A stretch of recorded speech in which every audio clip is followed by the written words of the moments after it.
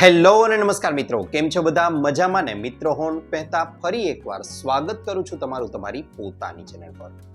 મિત્રો આપણે વિરુદ્ધ આહાર એવો શબ્દ તો સાંભળેલો જ છે અને વિરુદ્ધ આહારનો મતલબ એવી બે વસ્તુઓ કે જેને એકબીજા સાથે ખાવામાં આવે તો તેનાથી આપણા શરીરને માત્ર ને માત્ર નુકસાન થાય છે. પછી એ ત્વચા સંબંધિત રોગો હોય, પેટને લગતી બીમારીઓ હોય કે શરીરને અન્ય આડઅસરો થતી હોય. પરંતુ આજના આ વિડીયોમાં હું તમને લોકોને જણાવવાનો છું એવી વસ્તુઓ વિશે, એવી 20 વસ્તુઓના નામ કે જેને એકબીજા સાથે ખાશો તો તે તમારા શરીર માટે કોઈ અમૃતથી કમ નથી. જી હા મિત્રો, તેના માત્ર ને માત્ર ફાયદાઓ થશે અને શરીરની નાની મોટી બીમારીઓને તો તે ચપટીમાં દૂર કરી દેશે. અને એ બે વસ્તુઓને જો ભેગી કરીને ખાશો તો તે અમૃત જેવું કામ કરશે. કઈ છે તે વસ્તુઓ? ચાલો જણાવી દઉં. મિત્રો નંબર 1 એટલે કે પહેલા નંબર ઉપર જે વસ્તુઓને સ્થાન આપવામાં આવ્યું છે તેનું નામ છે જુવાર અને છાશ. જી હા મિત્રો, આયુર્વેદમાં પણ આ વસ્તુનું મહત્વ સ્વીકારવામાં આવેલું છે. હવે તમે જ્યારે જુવારની રોટલી અથવા જુવારની કોઈ પણ વસ્તુ બનાવી અને ખાવ છો તો તેની સાથે જો તમે છાશનું સેવન કરશો તો સૌથી મોટામાં મોટો ફાયદો તો એ થશે કે જુવારને પચાવવામાં છાશ છે તે ખૂબ જ વધારે મહત્વની છે. તેની સાથે સાથે આયુર્વેદિક લાભો જે છાશ અને જુવારના ભેગા થવાથી મળે છે તે પણ તમારા શરીરને મળી રહેશે. આ ઉપરાંત બંનેના સંયોજનથી જે તેના ગુણો ઉદ્ભવે છે તેનો લાભ પણ તમારું શરીર મેળવી શકશે. માટે પહેલું કોમ્બિનેશન છે છાશ અને જુવાર. આ બંને વસ્તુઓનું સેવન સાથે કરી શકાય છે. ત્યારબાદ મિત્રો નંબર 2 ઉપર જે વસ્તુને સ્થાન આપવામાં આવ્યું છે તેનું નામ છે સાકર અને માખણ. જી હા મિત્રો, માખણ કે જેને ભગવાન શ્રી કૃષ્ણ પણ પસંદ કરતા હતા. આ માખણ સાથે સાકર એટલે કે મિશ્રી છે તેનું સેવન કરવામાં આવે તો તેનાથી આપણા શરીરને ખૂબ જ વધારે ફાયદો થાય છે. સૌથી પહેલા તો વાત કરવા જાઓ તો તે આપણા શરીરમાં પિત્તનું શમન કરે છે. તેની સાથે સાથે આપણા શરીરનો બાંધો સુધારે છે અને શરીર રચનાને પણ સુધારે છે. આ ઉપરાંત વાત કરવા જાઓ તો માખણની સાથે જ્યારે સાકરને ભેળવી દેવામાં આવે તો તે સોનામાં સુગંધ પડી જાય છે તેવું કામ કરે છે અને બંનેના ગુણો જ્યારે મળી જાય છે ત્યારે તે ખરેખર અમૃત જેવું કામ આપશે. માટે સાકર અને માખણ આ બંને વસ્તુઓને પણ સાથે ખાવાથી જબરજસ્ત ફાયદો તમારા શરીરને જોવા મળશે. ત્યારબાદ મિત્રો ત્રીજા નંબર ઉપર જે વસ્તુને સ્થાન આપવામાં આવ્યું છે તેનું નામ છે કેરી અને સૂંઠ. જી હા મિત્રો, અત્યારે તમે જોઈ રહ્યા છો કે ઉનાળામાં કેરીની સિઝન ચાલી રહી છે અને લોકો ભરપૂર માત્રામાં કેરી ખાવાનું પસંદ કરે છે. પરંતુ ઘણીવાર એવું બને છે કે કેરી છે તે પચવામાં ભારે હોય છે. તેમાં પણ તેનો રસ જ્યારે તમે તેના રસનું સેવન કરો છો અને તેમાં પણ બરફ ઉમેરીને સેવન કરો છો ત્યારે તેને પચાવવી વધારે ભારે બની જાય છે અને તેના પરિણામ સ્વરૂપે ગેસ છે, એસિડિટી છે એવી સમસ્યાઓ જોવા મળે છે. હવે આવી સમસ્યાઓ ન થાય એટલા માટે તેની સાથે સાથે જો થોડી માત્રામાં પણ સૂંઠનું સેવન કરવામાં આવે તો તેને ખૂબ જ સરળતાથી પચાવી તો દેશે જ. આ ઉપરાંત બંને વસ્તુઓના ગુણોનું સંયોજન થવાને પરિણામે આપણા શરીરને જે ફાયદો થશે તે તો અલગથી. આ ઉપરાંત પણ મિત્રો તમને જણાવી દઉં કે આયુર્વેદમાં શ્રેષ્ઠ દવા તરીકે પણ સૂંઠને સ્વીકારવામાં આવેલી છે. માટે આ બંને વસ્તુઓનું સંયોજન, આ બંને વસ્તુઓને પણ સાથે ખાવી તમારા શરીર માટે ઉત્તમ અને શ્રેષ્ઠ છે. ત્યાર પછી મિત્રો વાત કરવા જઈએ તો નંબર 4 ઉપર જે વસ્તુને સ્થાન આપવામાં આવેલું છે તેનું નામ છે સૂંઠ અને ગોળ. જી હા મિત્રો, આમ તો કહેવા જાવ ને તો દર્શન શાસ્ત્રોમાં પણ સૂંઠ અને ગોળના મિશ્રણનું મહત્વ સ્વીકારવામાં આવેલું છે. પણ આગળ વાત કરવા જઈએ તો આમ તો સૂંઠ છે તે પિત્ત વધારનાર છે અને ગોળ છે તે કફ વધારનાર છે. પરંતુ જ્યારે બંને વસ્તુઓનું સંયોજન કરી દેવામાં આવે, બંને વસ્તુઓનું મિશ્રણ કરી દેવામાં આવે ત્યારે બંનેના દોષ છે તે નાશ પામે છે અને તેના ગુણો છે તેનાથી માત્ર ને માત્ર આપણને ફાયદો થાય છે.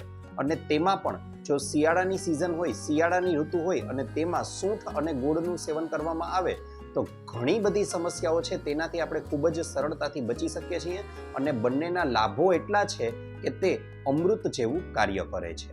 સાથે સાથે મિત્રો વાત કરવા જાઉં તો નંબર 5 ઉપર જે વસ્તુને સ્થાન આપવામાં આવેલું છે તેનું નામ છે એલચી અને કેળા. જી હા મિત્રો યાદ રહે, અહીં હું એલચી કેળાની વાત નથી કરી રહ્યો. એટલે કે જે કદમાં નાના આકારના કેળા આવે છે તે એલચી કેળા તરીકે ઓળખાય છે. હું તેને ખાવાનું નથી કરી રહ્યો, પરંતુ હું અહીં એ જણાવવા માંગુ છું કે તમે કેળા ખાઓ છો તો ઘણીવાર એવું બને છે કે કફની પ્રકૃતિ હોય તો કફ થવાની તમને શક્યતાઓ વધી જાય છે. તેની સાથે સાથે કેળા છે તે પચવામાં પણ ભારે હોય છે, પરિણામે ગેસ અને એસિડિટીની સમસ્યા પણ ઉત્પન્ન કરી શકે છે. પરંતુ આ કેળાની સાથે સાથે જો એલચીનું સેવન કરવામાં આવે તો તમે લોકો ખૂબ જ સરળતાથી અને જબરજસ્ત ફાયદાઓ મેળવી શકો છો. આ ઉપરાંત મેં તમને જણાવ્યું એ પ્રમાણે કેળા અને એલચી બંને મળી અને એક સુપર ફૂડ તરીકેનું કાર્ય કરે છે અને બંનેના સંયોજનથી તેના ગુણો પણ ઘણા વધી જાય છે. હવે આ બંને વસ્તુઓનું સેવન પણ તમારા શરીર માટે અમૃત તુલ્ય કામ કરશે. સાથે સાથે મિત્રો, નંબર 6 ઉપર જે વસ્તુને સ્થાન આપવામાં આવેલું છે તેનું નામ છે ઘી અને કેળા.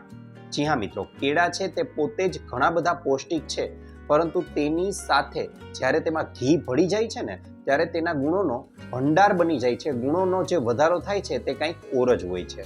આ ઉપરાંત આપણા ગુજરાતમાં તો એવી કહેવત પણ છે કે કોઈ સારી વસ્તુ બને ને ત્યારે એમ કહીએ કે ઘી કેળા થઈ ગયા. એનો મતલબ જ કે સર્વત્ર સુખ વ્યાપી ગયું, બધી બાજુઓથી આપણને સુખ મળી રહ્યું છે. આવો જ કંઈક ફાયદો ઘી અને કેળાનો છે. ગાયનું શુદ્ધ ઘી હોય અને તેની સાથે કેળા ખાવાથી અમૃત જેવું કામ કરે છે અને આપણા શરીરને જબરજસ્ત લાભ આપે છે. મિત્રો, આ ઉપરાંત વાત કરવા ચાહું તો નંબર 7 ઉપર જે વસ્તુને સ્થાન આપવામાં આવેલું છે તેનું નામ છે જાયફળ અને દૂધ. અને તેમાં પણ જો ભેંસનું દૂધ હોય તો તે શ્રેષ્ઠ માનવામાં આવ્યું છે. હવે શા માટે એ જણાવી દઉં તો જ્યારે તમે દૂધનું સેવન કરો છો ત્યારે તેમાં થોડી જાયફળ ઉમેરી દેશો તો તેનાથી ઘણી બધી સમસ્યાઓનો અંત આવી જશે. અને એટલા માટે તો પહેલાના જમાનામાં આપણા વડીલો છે તે ખીર બનાવતા, દૂધપાક બનાવતા, તો આ બધી વસ્તુઓની અંદર તે લોકો થોડી માત્રામાં જાયફળ છે તેને ઉમેરી દેતા. તેનાથી મોટામાં મોટો ફાયદો એ થાય છે કે રાત્રિના સમયે આ ખોરાકનું સેવન કરવામાં આવે તો ઊંઘ છે તે ઘસઘસાટ આવશે અને ઊંડી ઊંઘ આવી જશે. આ ઉપરાંત દૂધના ગુણોમાં જાયફળ ઉમેરી દેવામાં આવે તો તેનાથી ઘણો વધારો થાય છે અને દૂધ છે તે તમને ભારે પણ નથી પડતું અને સરળતાથી પચાવી શકો છો. માટે દૂધ અને જાયફળનું મિશ્રણ તે પણ એક અમૃત જેવું કાર્ય કરે છે. મિત્રો, ત્યારબાદ નંબર 8 ઉપર જે વસ્તુને સ્થાન આપવામાં આવેલું છે તેનું નામ છે દૂધ અને ઘી. જી હા મિત્રો, આમ કહેવા જાવ ને તો ગાયનું ઘી અને ગાયનું દૂધ. જ્યારે તમે લોકો આ બંને મિશ્રણનું સેવન વહેલી સવારે કરો છો ને ત્યારે હકીકતમાં તે તમારા શરીર માટે રસાયણ જેવું કામ કરે છે. એનો મતલબ તમારા શરીરને જબરજસ્ત રીતે શક્તિ પ્રદાન કરે છે અને તમારું શરીર છે તે આખો દિવસ માટે ઉર્જાવાન રહેશે, શક્તિથી ભરપૂર રહેશે. પરંતુ દૂધ અને ઘીનું સેવન તમે જ્યારે રાત્રિના સમયે કરો છો ત્યારે તમે કબજિયાતની સમસ્યાથી સંપૂર્ણપણે દૂર રહી શકશો અને પરિણામે બીજા દિવસે તમારું પેટ છે તે પણ ખુલ્લીને એકદમ સાફ થઈ જશે. માટે દૂધ અને ઘી બંને ગાયના હોવા જોઈએ અને શુદ્ધ હોવા જોઈએ, તો આનાથી પણ તમારા શરીરને અમૃત તુલ્ય ફાયદાઓ છે તે મળી રહેશે. મિત્રો, ત્યાર પછી વાત કરવા જઈએ તો 9મા નંબરનું જે ફૂડ કોમ્બિનેશન લીધેલું છે અહીં તેનું નામ છે દાળ અને ભાત. જી હા મિત્રો, રોજિંદા જીવનમાં લગભગ આપણે ખાઈએ જ છીએ, તો એક સંશોધન પણ એવું સૂચવે છે કે દાળ અને ભાત એ એવો ખોરાક છે કે જેમાંથી લગભગ તમામ પ્રકારના બધા જ પોષક તત્વો આપણા શરીરને મળી રહે છે. અને તેમાં પણ મિત્રો વિશેષ વાત કરવા જાઉં તો દાળમાં પણ જો મગની દાળ હોય તો તેને આપણા શરીર માટે શ્રેષ્ઠ માનવામાં આવી છે અને આનો પ્રયોગ જ આપણે લોકો ખીચડીમાં કરીએ છીએ. માટે દાળ અને ભાત છે તે પણ આપણા શરીર માટે શ્રેષ્ઠ માનવામાં આવેલા છે. આ મિશ્રણનો ઉપયોગ પણ કરી શકો છો. તેના ગુણો પણ આપણા શરીર માટે અમૃત તુલ્ય છે. મિત્રો, અને છેલ્લું પણ અવગણી ન શકાય એવું 10મા નંબરની જે વસ્તુ છે તેનું નામ છે દૂધ અને ચોખા. જી હા મિત્રો, દૂધ અને ચોખા કે જેમાંથી સામાન્ય રીતે આપણે લોકો ખીર છે, દૂધપાક છે, આવી વસ્તુઓ બનાવવાનું પ્રિફર કરીએ છીએ, પસંદ કરીએ છીએ. હવે દૂધ અને ચોખા બંને વસ્તુ જ્યારે મળી જાય છે ત્યારે તેના જે ગુણો છે તે આપણા શરીર માટે અમૃત તુલ્ય છે. શા માટે? કારણ કે એક તો તે પિત્ત શામક છે, શરીરનો બાંધો બનાવનાર છે, આ ઉપરાંત શરીરને ઉર્જા પ્રદાન કરનાર છે અને કુપોષણની સમસ્યાને પણ દૂર કરનાર છે. પરિણામે તમે દૂધ અને ચોખાના મિશ્રણથી બનતી વાનગીઓનું સેવન કરશો તો તેનો તમારા શરીરને જબરજસ્ત ફાયદો જોવા મળશે. તો મિત્રો, આ તો હતો અમારો આજનો વિડીયો. આશા રાખું છું આપને અમારો વિડીયો ગમ્યો હશે. વિડીયો ગમ્યો હોય તો લાઈક કરજો, ચેનલને સબસ્ક્રાઇબ કરજો. ઉપરાંત આપને પણ કોઈ હેલ્થ કે બ્યુટી સંબંધિત કોઈ પણ સમસ્યા હોય તો તેને અનુરૂપ પણ કોમેન્ટ બોક્સમાં કોમેન્ટ કરી આપનો પ્રશ્ન જણાવજો. અમે તેને અનુરૂપ પણ તમારા જવાબો માટે નવા વિડીયો લાવવાનો પૂરતો પ્રયાસ કરીશું. આપનો ખૂબ ખૂબ આભાર.